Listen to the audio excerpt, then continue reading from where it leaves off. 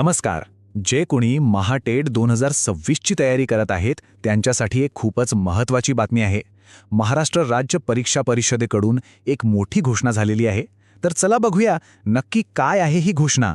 पण ही बातमी खरी आहे का? कुठून आली आहे? तर हे बघा, हे आहे महाराष्ट्र राज्य परीक्षा परिषदेचं अधिकृत म्हणजे ऑफिशियल प्रसिद्धी निवेदन. त्यामुळे यातली माहिती ही 100% खरी आणि विश्वासार्ह आहे, यात काहीच शंका नाही. आणि या निवेदनातली सगळ्यात मोठी बातमी काय आहे? तर ती ही आहे की MHET 2026 साठी ऑनलाईन अर्ज करण्याची मुदत वाढवली आहे. हो, अगदी बरोबर ऐकलंय. ज्यांचा फॉर्म भरायचा राहिला होता ना, त्यांच्यासाठी तरी ही खूपच मोठी आणि दिलासा देणारी गोष्ट आहे. बरं, मुदत वाढवली म्हणजे किती दिवसांनी वाढवली? नवी शेवटची तारीख काय आहे? किती जास्त वेळ मिळालाय? चला, हे आकडेवारीतूनच समजून घेऊया. हे बघा, इथे अगदी स्पष्ट दिसतंय. आधीची म्हणजे जुनी शेवटची तारीख होती 16 एप्रिल 2026, पण आता ती वाढवून केली आहे 24 एप्रिल 2026. म्हणजे सरळ सरळ अर्ज भरायला आता चांगलाच वेळ मिळाला आहे. आता मनात प्रश्न येतो की हा निर्णय अचानक का घेतला गेला? तर त्याचं कारण असं आहे की अनेक उमेदवारांनी विनंती केली होती की अर्ज भरण्यासाठी थोडा अजून वेळ द्यावा, आणि त्यांच्या याच विनंतीचा मान ठेवून महाराष्ट्र राज्य परीक्षा परिषदेने हा महत्त्वाचा निर्णय घेतला आहे. म्हणजे उमेदवारांच्या सोयीसाठीच हे झालंय.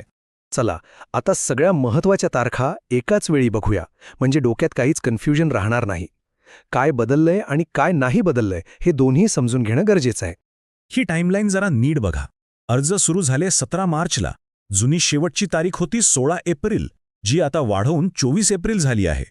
पण एक गोष्ट लक्षात ठेवा, या सगळ्या बदलांमध्ये एक गोष्ट अजिबात बदललेली नाही, आणि ती म्हणजे परीक्षेची तारीख. परीक्षा 21 जून 2026लाच होणार आहे. आणि हे वाक्य तर मुद्दाम लक्षात ठेवण्यासारखं आहे. परीक्षेच्या मूळ तारखेत कोणताही बदल नाही. याचा सरळ सरळ अर्थ काय? तर अर्ज भरायला वेळ जास्त मिळाला असला तरी परीक्षेच्या तारखेत काहीही बदल नाहीये. ती 21 जून 2026 रोजीच होणार आहे. त्यामुळे अभ्यासाचं जे नियोजन आहे ते तसंच चालू ठेवावं लागेल. चला, मग आत्तापर्यंत जे काही आपण पाहिलं त्यातले सगळ्यात महत्त्वाचे मुद्दे थोडक्यात पुन्हा एकदा बघूया, म्हणजे सगळं लक्षात राहील. तर 3 गोष्टी लक्षात ठेवायच्या आहेत.